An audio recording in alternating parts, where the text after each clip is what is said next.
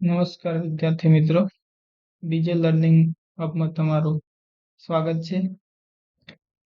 તો નમસ્કાર વિદ્યાર્થી મિત્રો, અત્યાર સુધી આપણે 1 થી 5 ચેપ્ટર જોઈ ગયા છે. તો આજના લેક્ચરની અંદર આપણે ચેપ્ટર નંબર 6 જેની શરૂઆત કરીશું, જેનું નામ છે કે આપણી આસપાસ થતા ફેરફારો. તો આપણે આ ચેપ્ટરની અંદર જોઈશું કે જે આપણી આસપાસ થતા જે ફેરફારો છે તેને આપણે તે પોતાની પૂર્ણ અવસ્થામાં લાવી શકીએ છીએ કે નહીં તેના વિશે આપણે આજે ભણીશું. તો અહીંયા કીધેલું છે કે તમારે કલ્પના કરવાની છે. જો કદાચ તમારી પાસે જાદુઈ શક્તિ આવી જાય તો તમે શું શું કરો છો? તો અહીંયા બતાવ્યું છે કે જો કદાચ જાદુઈ શક્તિ આવી જાય તો હવામાં બેડ રાખીને આપણે ઊંઘી જઈએ, કોઈ ફ્રેન્ડનું છે તેનું નાક મોટું કરી દઈએ, હવામાં ઘર બનાવી દઈએ, રાજાની જેમ જીવવાની ઈચ્છા થઈ જાય. તો આવી રીતે ઘણી બધી આપણે અલગ અલગ પ્રકારની કલ્પના કરી શકીએ છીએ, પણ વાસ્તવમાં કોઈ જાદુઈ શક્તિ હોતી નથી. ને જે આપણી આજુબાજુ આવી રીતે ઘણા બધા ફેરફારો થતા આપણને જોવા મળે છે, તે બધા એક વિજ્ઞાનની રીતે થતા હોય છે, તે આપણે બધાને ખબર છે. તો હવે આપણે આગળ જોઈશું કે આપણી આજુબાજુ થતા ઘણા બધા ફેરફારો પોતાની જાતે જ થતા હોય છે, જે વિજ્ઞાનની રીતે થતા હોય છે. જેમ કે ખેતરની અંદર પાક છે સમયાંતરે બદલાતો રહે છે, જે પર્ણો છે તે પોતાનો રંગ બદલે છે અને સુકાઈને શું થાય છે, વનસ્પતિ પરથી ખરી પડે છે. અને કેટલાક પુષ્પો હોય છે તે પણ ખીલીને શું થાય છે, કરમાઈ થતા જોવા મળે છે.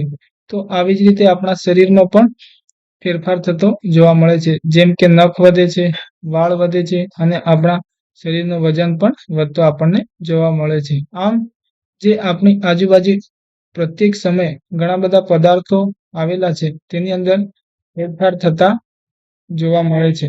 તો આ જે બધા ફેરફાર થતા જોવા મળે છે તેને આપણે ફરીથી તે પૂર્ણ અવસ્થામાં લાવી શકીએ છીએ કે નહીં, એટલે કે તેને ઉલટાવી શકીએ છીએ કે નહીં, તેના વિશે હવે આપણે આગળ ભણીશું. તો આગળનો ટોપિક છે કે આપણો અહીંયા કીધેલું છે કે શું બધા જ ફેરફારોને હંમેશા ઉલટાવી શકાય છે, કે આ જે બધા ફેરફારો થાય છે તેને આપણે શું ઉલટાવી શકીએ છીએ કે નહીં, તેના વિશે આપણે ભણીશું. તો હવે અહીંયા કીધેલું છે કે એક પ્રવૃત્તિ આપેલી છે, પ્રવૃત્તિ નંબર 1. તેની અંદર તમારે શું કરવાનું છે, એક ફુગ્ગો લેવાનો છે, તેને ફૂલાવવાનો છે, એવી રીતે ફૂલાવવાનો છે કે જે ફૂટી નહીં જાય તેવી રીતે. તો પછી તમારે જોવાનું છે. તો આપણને બધાને ખબર છે કે ફુગ્ગાને જ્યારે ફૂલાવે છે, ફૂલાવ્યા પછી તેને શું થાય છે, આકાર અને તેના કદની અંદર આપણને ફેરફાર થતો જોવા મળે છે. અને એટલે ફરીથી તે ફુગ્ગામાંથી હવા પછી તમારે નીકાળી દેવાની છે અને પૂર્ણ અવસ્થામાં મૂકી દેવાનો છે. એટલે કે તમે જોઈ શકો છો કે તેના પછી તે ફરીથી તે પોતાની હવા નીકળવાથી પૂર્ણ અવસ્થામાં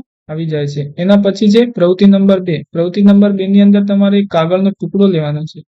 કાગળનો ટુકડો લઈને તેમાંથી તમારે જે કાગળ છે તેને વાળીને તમારે શું કરવાનું છે, વિમાન બનાવવાનું છે. તે વિમાન બનાવ્યા પછી તમારે હવામાં ઉડાડવાનું છે. થોડો સમય રમ્યા પછી તે વિમાનને ફરીથી કાગળની અંદર પરિવર્તિત કરી લેવાનું છે, એટલે કે ફરીથી તે પોતાની અવસ્થામાં આપણને જોવા મળે છે. એના પછી પ્રવૃત્તિ નંબર 3 આપેલી છે. પ્રવૃત્તિ નંબર 3 ની અંદર તમારે જે બાંધેલો લોટ હોય છે તેનો એક શું કરવાનો છે, લુઓ લેવાનો છે. લુઓ લઈને તમારે રોટલી બનાવવાની છે. જો રોટલી અહીંયા કીધેલું છે કે ગોળ નહીં આવે તો ફરીથી તમારે તેને શું કરવાનું છે, રોટલીને લુવાની અંદર ફેરવી દેવાનું છે. એટલે આપણે આ જે ત્રણેય પ્રવૃત્તિઓ જોઈ અને તેની અંદર જે ફેરફારો જોયા, તો તેના વિશે તમે કહી શકો છો કે જે ફુગ્ગો છે તે પોતાનો જે પૂર્વ આકાર અને કદમાં ફરીથી આવી જાય છે. અને કાગળનું જે વિમાન બનાવેલું છે તેને પણ જો આપણે ખોલીએ તો કાગળ પણ ફરીથી તે પોતાની જેવો કાગળ આપણને જોવા મળે છે. અને જે ગુંદેલો લોટ હોય છે એનો જે લુઓ હોય છે તે પણ ફરીથી પોતાની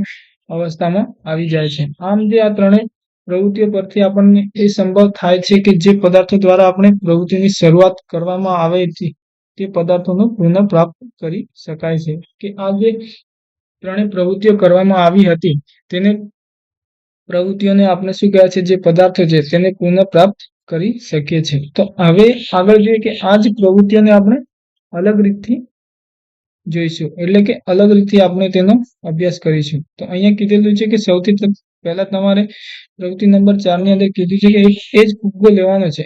ફુગ્ગાને લઈને પછી ફૂલાવવાનો છે. ફૂલાવ્યા પછી તમારે શું કરવાનું છે, જે મુખની દોરી વડે બાંધી દેવાનું છે. બાંધ્યા પછી તેને તમારે પેન્સિલની અણી દ્વારા કે સોય દ્વારા તેને જરાક અડાડીને ફોડી દેવાનું છે. ફોડ્યા પછી તમારે જોવાનું છે કે શું પરિવર્તન થયું છે. તો જાહેર તમને ખબર હશે કે તે ફુગ્ગો ફૂટી જશે તો તેના અંદર શું થાય છે, જે પૂર્ણ અવસ્થા પ્રાપ્ત કરી શકતો નથી તેના આકાર અને કદમાં પણ આપણને ફેરફાર થતો જોવા મળે છે.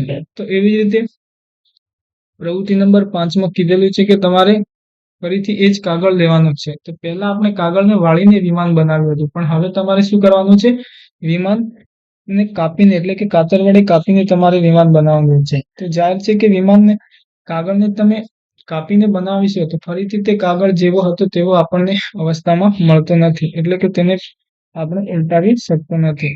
તો એના પછી પ્રવૃત્તિ નંબર 6 આપેલી છે. પ્રવૃત્તિ નંબર 6 ની અંદર કીધેલું છે કે તમારે ફરીથી જે બાંધેલો લોટ છે તેની અંદરથી એક લુઓ લેવાનો છે. લુઓ લીધા પછી તમારે રોટલી બનાવી છે. રોટલીને પછી શેકી દેવાની છે. શેક્યા પછી તમે જોઈ શકો છો કે આ જે રોટલી છે ફરીથી તે લુવાની અંદર એટલે કે બાંધેલો લોટ છે તેમાં ફરીથી તે પરિવર્તિત થતી જોવા મળતી નથી. તો આપણે જોઈ શકીએ છીએ કે જે આ ત્રણેય પ્રવૃત્તિઓ કરેલી 4, 5, 6 ની અંદર, તો તે આ પ્રવૃત્તિઓને આપણે શું કરે છે, ઉલટાવી શકતા નથી. તો 1, 2, 3 જે પ્રવૃત્તિઓ કરી હતી તેમને આપણે શું કરીએ છીએ, તેને ઉલટાવી શકીએ છીએ, એટલે કે તેને પૂર્ણ અવસ્થામાં જોઈ શકીએ છીએ.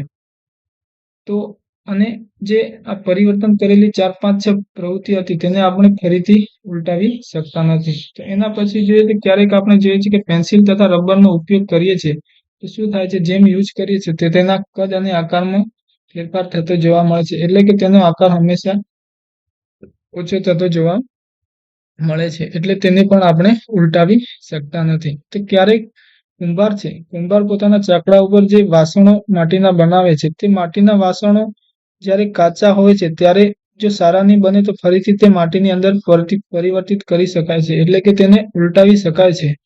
પણ જો એ જ વાસણોને જેમ કે જે આકાર આપેલો છે માટી વડે તે વાસણોને ભઠ્ઠીમાં શેકી નાખે તો શેક્યા પછી તેને આપણે ઉલટાવી શકતા નથી. તો અહીંયા એક કોષ્ટક આપેલું છે જે સામાન્ય ફેરફાર થાય છે તેના વિશે આપણે જોઈશું કે તેને ઉલટાવી શકીએ છીએ કે નહીં. તો અહીંયા કાચા ઈંડામાંથી બાફેલું ઈંડું તેને આપણે ઉલટાવી શકીએ છીએ કે નહીં, તો એને ઉલટાવી શકતા નથી.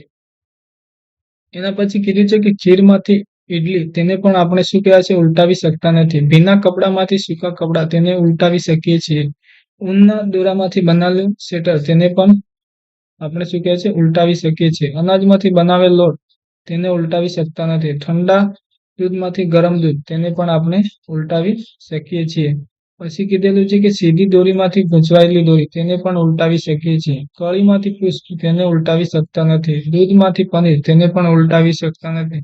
છાણમાંથી બાયોગેસ તેને પણ આપણે ઉલટાવી શકતા નથી. અને જે ખેંચાયેલ રબર બેન્ડમાંથી સામાન્ય કદનું રબર તેને પણ આપણે ઉલટાવી શકીએ છીએ. થીજેલા આઈસ્ક્રીમમાંથી પીગળેલો આઈસ્ક્રીમ તેને પણ આપણે ઉલટાવી શકીએ છીએ. તો આ જે પુસ્તકની અંદર આપણે જોઈ લીધું કે રોજિંદા જીવનની અંદર આવા બધા જે પદાર્થો છે કે વસ્તુઓ છે તેનો ફેરફાર આપણે તેને ઉલટાવી શકીએ છીએ અને કેટલાકને આપણે ઉલટાવી શકતા નથી. તો એના પછીનો ટોપિક છે કે શું આ જે ફેરફાર કરવા માટેની અન્ય બીજી કોઈ પણ રીત હોઈ શકે છે.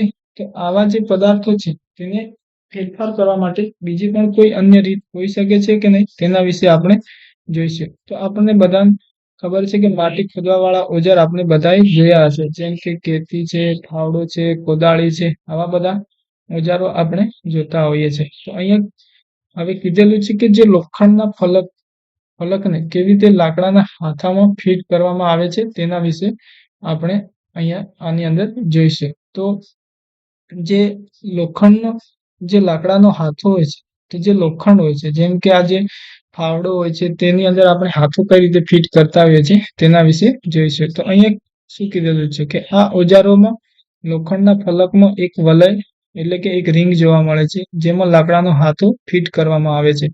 સામાન્ય રીતે આ વલયનો વ્યાસ લાકડાના હાથાના ઘેરાવ કરતા સહેજ નાનો હોય છે. શું હોય છે? સહેજ નાનો હોય છે. તો હાથાને વલયમાં ફિટ કરવા માટે વલયને ગરમ કરવામાં આવે છે, જેનાથી કદ મોટું થઈ જાય છે, એટલે કે ફેલાઈ જાય છે અને સરળતાથી હાથો તેમાં ફિટ કરી દેવામાં આવે છે. જ્યારે વલય ઠંડુ થાય છે ત્યારે સંકોચાય છે અને જેનાથી તે હાથામાં ફિટ થઈ જાય છે. તો અહીં તમે જોઈ શકો છો કે આ જે ગેતીનું જે રિંગ એટલે કે જે વલય આપેલું છે તો તે શું કહેવાય છે, જે હાથો હોય છે તે હાથા કરતા સહેજ નાનું રાખવામાં આવે છે. જ્યારે આને ગરમ કરવામાં આવે છે, ગરમ કરવાથી આ શું થાય છે, નરમ થઈ જાય છે. નરમ થઈ થાય તો તેનો આકાર છે તે ફેલાઈ જાય છે. પછી તે હાથો છે આની અંદર ફિટ કરવામાં આવે છે. તો ફિટ કર્યા પછી શું થાય છે, જ્યારે આ લોખંડને ઠંડુ પાડવામાં આવે છે ત્યારે તે સંકોચાય છે. સંકોચાયા પછી શું થાય છે, એકદમ આરામથી ફિટ થઈ જાય, એટલે કે સારી રીતે મજબૂત એક ફિટ થતું આપણને જોવા મળે છે. તો આવા જ પ્રકારના જે ફેરફાર છે, ક્યારેક આપણે શું કહેવાય છે, જે ગાડાના પૈડા હોય છે, એટલે કે લાકડાના પૈડા બનાવેલા છે, તેની ઉપર શું લોખંડની વાટ ફિટ કરવામાં આવેલી છે. જે લોખંડની વાટ ફિટ કરવામાં આવેલી છે તેને પણ આવી જે વાટ છે ધાતુની, તેને પણ સહેજ નાની બનાવવામાં આવે છે, જે લાકડાનું પૈડું હોય છે તેના કરતા. પછી તે એને પણ ગરમ કરીને આના ઉપર ચડાવવામાં આવે છે. તો તેના પછી એ પણ આરામથી સારી રીતે ફિટ થતી આપણને જોવા મળે છે. આવી જ રીતે જ્યારે આપણે પાણીને વાસણમાં ગરમ કરીએ છીએ તો ત્યારે થોડા સમય બાદ શું થાય છે, પાણી છે તે ઉકળવાનું શરૂ થઈ જાય છે. અને જો પાણી સતત તેને ગરમ કરીએ તો તેને શું થાય છે, તો વાસણમાં પાણીની માત્રા ઘટવાની શરૂ થઈ જાય છે. એટલે કે જે પાણી છે તે શું થાય છે, વરાળ બનીને રૂપાંતરિત થતું જોવા મળે છે. તો આપણે પ્રકરણ 5 ની અંદર પ્રવૃત્તિ 7 ની અંદર આપણે જોયું હતું કે જે વરાળ હતી, વરાળમાંથી આપણે પાણી બનાવ્યું હતું અને પાણીમાંથી શું કર્યું હતું, આપણે બરફ પણ બનતા જોયો હશે. તો બરફને જ્યારે ઓગળતો જોવાનો હોય છે ત્યારે તેને ગરમ કરીને બરફને આપણે શું કરીએ છીએ, ઓગાળી શકીએ છીએ. ઓગાળ્યા પછી શું કહે છે, આપણે પાણીની અંદર તેને પરિવર્તિત કરીએ છીએ. તો પાણીમાં પરિવર્તિત થયા પછી તેને ગરમ કરવામાં આવે તો તે શું થાય છે, વરાળ સ્વરૂપે વરાળમાં રૂપાંતર થાય છે. આમ આપણે પાણીને શું કરીએ છીએ, પાણીને બરફમાં, બરફને શું કહે છે, પાણીમાં, અને પાણીને વરાળમાં, અને વરાળને ફરીથી પાણીમાં, અને ફરીથી પાણીને બરફમાં રૂપાંતર કરી શકીએ છીએ. તો આવી રીતે આપણે ઘણા બધા ફેરફારો જોઈ શકીએ છીએ. ચાલો તો હવે આપણે બીજા પણ કેટલાક જે ફેરફારો છે તેના વિશે હવે આપણે માહિતી લઈએ. તો અહીંયા પ્રવૃત્તિ નંબર 7 આપેલી છે. તો તેની અંદર એવું કીધેલું છે કે તમારે એક નાની એવી મીણબત્તી લેવાની છે, તેને પછી તમારે માપવાની છે. માપ્યા પછી તેને સળગાવવાની છે. સળગ્યા પછી થોડો સમય રહેવા દેવાની છે. એના પછી ફરીથી તમારે તેને ઓલવી દેવાની છે, અને પછી જે ઓલવેલી મીણબત્તી છે તેને તમારે શું કરવાનું છે, માપવાની છે. તો જ્યારે તમને ખબર પડી ગઈ હશે કે જે મીણબત્તી છે તે શું થાય છે, પહેલાની સાઈઝ કરતા આપણને ઓછી જોવા મળે છે. કારણ કે જે મીણબત્તી છે સળગાવવામાં આવે છે ત્યારે હીટના કારણે તે ઓગળી જાય છે અને હવાની અંદર CO2 બનીને તે રૂપાંતરિત થઈ જાય છે. તો આપણને ખબર પડી કે મીણબત્તી પણ જે પૂર્ણ અવસ્થામાં આપણને જોવા મળતી નથી, એટલે કે ફરીથી તે પોતાની અવસ્થામાં ઉલટાવી શકાતી નથી. પછી એના પછી એક ફરીથી બીજી આકૃતિ આપેલી છે કે તેની અંદર કીધું છે કે તમારે એક પાત્ર લેવાનું છે. પાત્રની અંદર આ છે મીણ છે. મીણને તમારે ગરમ કરવાનું છે. ઉકળ્યા પછી મીણને પછી ફરીથી જે ઉકળી જાય છે તે ફરીથી તેને ઠંડુ કરવાનું છે. ફરીથી આપણે જોઈશું તો ફરીથી આપણને મીણની સ્વરૂપે મળી જશે. તો એના પરથી કહી શકાય છે કે આ જે મીણ છે, પાત્રમાં જે ગરમ કરેલી મીણ હોય છે તેને આપણે ઉલટાવી શકીએ છીએ અને ફરીથી તે પૂર્ણ અવસ્થામાં પ્રાપ્ત કરી શકીએ છીએ.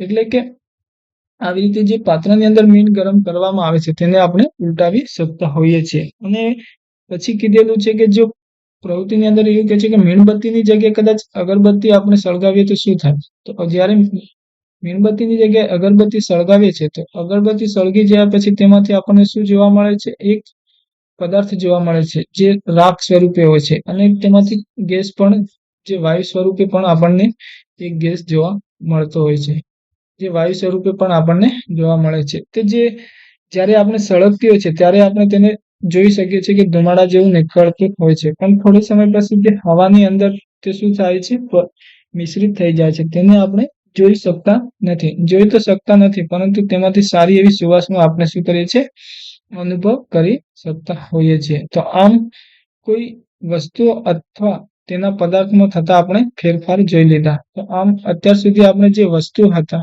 તેમાંથી ફેરફાર થતા આપણે જોઈ લીધા. પણ જ્યારે બે પદાર્થો એક મિશ્રણ સ્વરૂપે, એટલે કે જે બે પદાર્થો હોય છે એક મિશ્રણ સ્વરૂપે હોય છે, તેમાંથી ફેરફાર કેવા થતા હશે તેના વિશે આપણે જોઈશું. તો અહીંયા કીધું છે પ્રકરણ 4 ની અંદર મીઠાને આપણે શું કર્યું હતું, પાણીમાં ઓગાળ્યું હતું. તો એ વખતે આપણા મત અનુસાર શું થતું હતું કે પાણીમાં જો ઓગાળેલું મીઠું છે તેને આપણે શું કહેવાય છે ફરીથી ઉલટાવી શકતા નથી, એટલે કે ફરીથી પુનઃ અવસ્થામાં પ્રાપ્ત કરી શકતા નથી. પણ પ્રકરણ 5ની પ્રવૃત્તિની અંદર શું કર્યું હતું, મીઠાના દ્રાવણને ગરમ કરીને આપણે મીઠું ફરીથી પ્રાપ્ત કર્યું હતું. તો આ પ્રકરણ 5ની અંદર આપણે શું કરીએ છીએ કે તેને મીઠાનું દ્રાવણ હતું તેને ઉલટાવી શકીએ છીએ. તો એના પરથી આપણને ખબર પડી ગઈ કે મીઠાને જે પાણીમાં ઓગાળવાથી તેમાંથી કેટલાક ફેરફારને આપણે ઉલટાવી શકાય છે અને કેટલાક ફેરફારને આપણે ઉલટાવી શકતા નથી. તો એના પછી જોઈએ તો અહીંયા કીધેલું છે કે દહીં તો બનતા તમને બધાને ખબર જ છે કે ગરમ દૂધની અંદર દહીંની માત્રા ઉમેરવામાં આવે અને પછી દૂધને કલાક સુધી હુંફાળી જગ્યામાં મૂકવામાં આવે તો શું થાય છે કે કેટલાક કલાકો પછી દૂધ છે તે દહીંની અંદર પરિવર્તિત થઈ જાય છે. તો ફરીથી આ જે દૂધ છે જે દહીંનું પછી દૂધમાં ફરીથી આપણને ફેરવાતું જોવા મળતું નથી, એટલે કે તેને પણ આપણે ઉલટાવી શકતા નથી. તો અહીંયા આપણે આ ચેપ્ટરની અંદર જોઈ લીધું કે જે પદાર્થો છે તેને ગરમ કરવાથી અથવા તેમાં અન્ય મિશ્રણ ઉમેરવાથી તેમાં ફેરફાર કેટલાક લાવી શકાય છે અને કેટલાક ફેરફાર જે છે તેને આપણે ઉલટાવી શકતા નથી. તો જ્યારે કેટલાક ફેરફાર ઉલટાવી શકતા નથી અને આપણી આજુબાજુમાં વસ્તુઓમાં ફેરફાર લાવવાની અન્ય ઘણી બધી રીતો પણ હોઈ શકાય છે, તેમાંથી કેટલીક સંભવ છે અને કેટલીક સંભવ નથી. તો આ જે ચેપ્ટરની અંદર આપણે મેન ભણ્યા કે કેટલાક પદાર્થો છે તેને આપણે ઉલટાવી પણ શકીએ છીએ, એટલે કે તેને ફરીથી પુનઃ અવસ્થામાં પ્રાપ્ત કરી શકીએ છીએ, અને કેટલાક પદાર્થો છે જેને ફરીથી પુનઃ અવસ્થામાં પ્રાપ્ત કરી શકતા નથી. તો આ ચેપ્ટરની અંદર મેઇન ટોપિક એ છે કે આ જે પદાર્થો છે તેને આપણે ઉલટાવી શકીએ છીએ કે નહીં, એટલે કે તે અવસ્થામાં જોઈ શકીએ છીએ કે નહીં, તેના વિશે આપણે અભ્યાસ કરવાનો હતો. તો અહીંયા સુધી તમને બધાને ખબર પડી ગઈ હશે અને આનાથી પણ સારી રીતે આગળ આપણે નેક્સ્ટ ચેપ્ટરમાં ભણીશું જે આ ઉલટાવાની પદ્ધતિઓ વિશે, જે આગળના ચેપ્ટરોમાં સારી રીતે આપણે અભ્યાસ કરીશું. તો આજે આપણું અહીંયા ચેપ્ટર પૂર્ણ થાય છે. Okay, bye bye.